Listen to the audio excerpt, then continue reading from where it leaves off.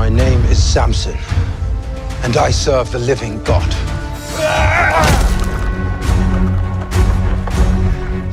And you have proven nothing.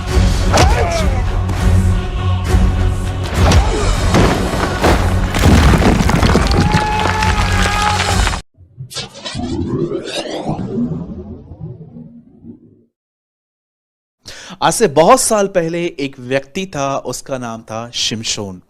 आप सभी जानते हैं कि जब उसका जन्म हुआ तो उसके लिए खास तौर पर ये कहा गया था कि इसके जो बाल हैं वो कभी काटे न जाएं। उसके बाल बड़े थे और आप सभी जानते हैं शिमशोन अपने जवानी के दिनों में वो बिल्कुल भी परमेश्वर के अनुसार जिंदगी नहीं जी पाया।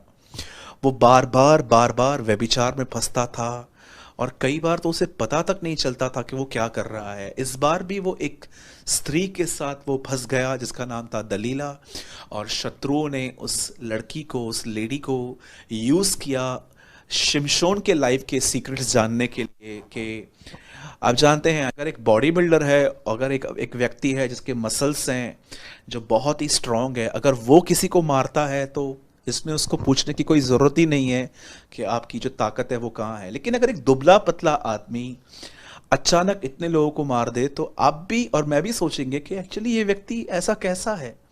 शिमशोन कोई बहुत ज़्यादा बॉडी बिल्डर नहीं था, जैसे कि आप में से बहुत लोगों ने उसकी मूवीज़ देखी हैं। वो भी हमारी तरह इंसान था, लेकिन एक टाइम आता था जब उसके ऊपर पवित्र आत्मा उतरता था। वो इतना बलवान, इतना ताकतवर हो जाता था कि कोई भी नहीं सोच सकता है। तो ये बात दुश्मन सोचते थे और उन्होंने दलीला से कहा कि इससे पूछ इसकी ताकत कहाँ है। तब दलीला ने उससे पूछ,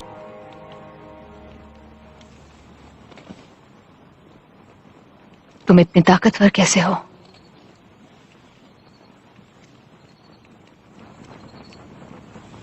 प्रभु मेरे साथ है डिलाइला, उन्होंने ही मुझे ये ताकत दी है। प्रभु साथ है? इसका मतलब क्या है? वो इतनी शक्ति कैसे दे सकते हैं? मेरी मां 5 थी, परमेश्वर ने उन्हें संतान दी, लेकिन मुझे कई काम करने से रोका भी। जैसे क्या? मैं अपने बाल कभी नहीं काट सकता, मुझे इसकी मनाही है। ये मेरी आस्था का प्रतीक है। अगर मैंने बाल कटवा लिए तो उससे क्या होगा? परमेश्वर मेरी सारी शक्ति छीन लेंगे। तब मैं भी बाकी लोगों जैसा ही हो जाऊंगा।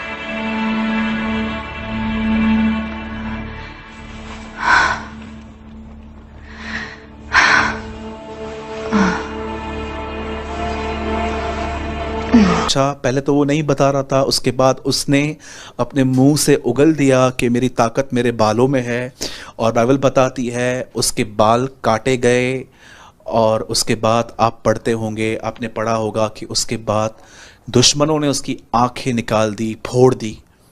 आप जानते हैं बाइबल ऐसा बताती है कि उसके बाल काटे गए। ऐसा बताया गया बाइबल के अंदर, उसने कहा कि अगर ये बाल निकाल दिए जाएं तो मैं वैसा ही हो जाऊंगा। आप जानते हैं it's a power of source of power.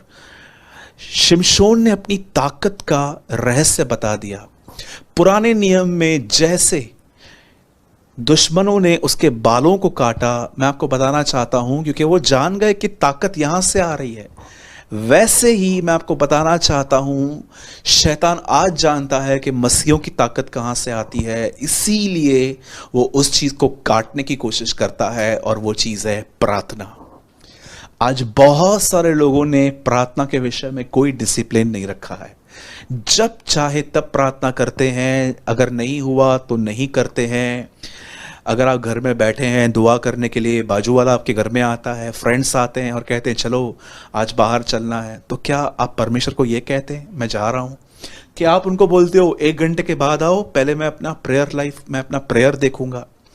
आप जानते हैं कैसे प्रार्थना प्रेयर लाइफ डाउन की जाती है? सबसे पहले याद रखिए, सबसे पहले बहुतों की प्रार्थना क्यों बता, मेरा फोन दीजिए। मैं आपको बताना चाहता हूं, आपकी प्रार्थना के डाउन होने का पहला रीजन आपका फोन है। याद रखिए, शैतान अगर आपको कहेगा प्रार्थना बंद कर, तो वह जानता है ये नहीं करेंगे ऐसा।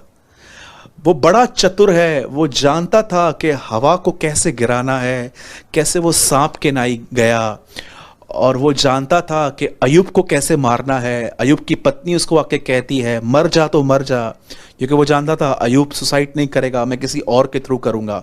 वो जानता था यीशु मसीह को अगर वो कहेगा कि क्रूस पे मत जा, तो वो नहीं मानेगा, लेकिन पतरस के द्वारा वो उसको कहता है प्रभु ये तेरे साथ ना हो। तब यीशु ने कहा शैतान मुझसे दूर हो। वो आपको भी जानता है कि आप कैसे स्पिरिचुअल लाइफ में डाउन होंगे।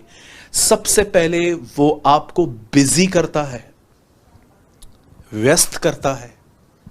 वो जानता है कि अगर मैं इनको बोलूंगा आज से प्रार्थना नहीं करनी तो ये नहीं मानेंगे, लेकिन वो स्लोली अलग अलग चीजों के द्वारा, दोस्तों के द्वारा, चैट्स के द्वारा,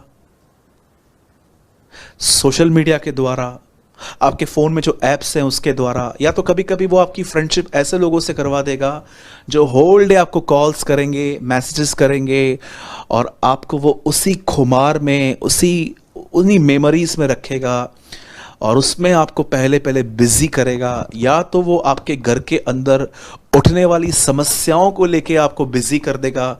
उसका पहला एम है कि ये लोग सोचने में बिजी हो, क्योंकि सोच ही इंसान को चलाती है। यीशु ने क्यों कहा मन फिराओ, change your mind, change your way of thinking. सबसे पहले आप इस बात को देखिए, आपको उसने कहा बिजी रखा है। बिजी हो जाने के बाद आप देखते हैं कि आपके अंदर एक ठंडापन आ जाएगा। फिर आपको बाइबल इतना इम्प्रेस, अट्रैक्ट नहीं करेगी। आप वचन पढ़ेंगे तो आपको ऐसा लगेगा कि ये तो पढ़ चुका हूँ, ये भी पढ़ चुका हूँ, ये भी पढ़ चुका हूँ। या कभी कभी आप है ना किसी की मीटिंग को, जिनको आप पहले सुनते थे या अब भी सुनते हैं, फिर आप उनको इग्नोर करना चालू करोगे कि ठीक है। अब देख रहे हो आपकी भूख और प्यास जा रही है। और उसके बाद एक ऐसा टाइम आता है, हमारा ओल्ड नेचर, वो फिरौन, वो मिस्र जिसको इजराइली छोड़ के चले गए थे, कैसे वो वापस उनका पीछा कर रहे थे, वैसे ही आपका ओल्ड नेचर आपके पास आएगा। मेरे भाइयों और बहनों, ये सब स्टार्ट हुआ तब जब आप अलर्ट नहीं थे। आपने बाइबल में एक दृष्टांत पढ़ा होगा जिसमें ऐसा बताया गया है कि एक खेत का स्वामी था, वो सोया हुआ था, और जब वो सोया ही हुआ था तब दुश्मन खेत के अंदर गलत सीड्स डाल के गया, बीज बोके गया। कब?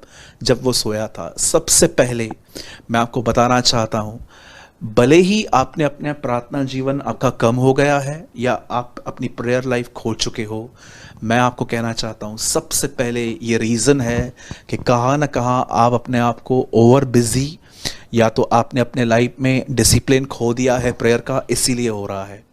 चलिए ठीक है, ये तो प्रेयर लाइफ कम हो